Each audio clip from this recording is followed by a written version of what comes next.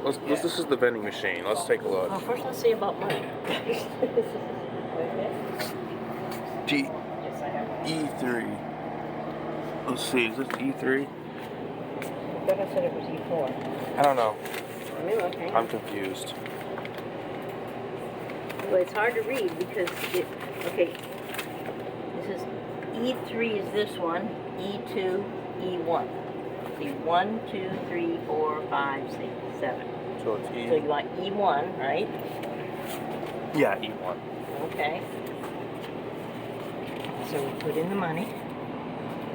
Let's put it in.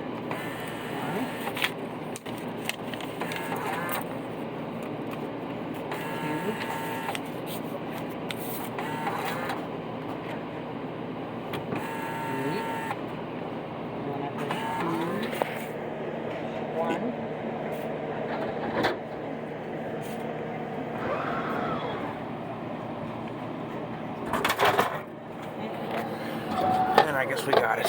You got it. So that's it.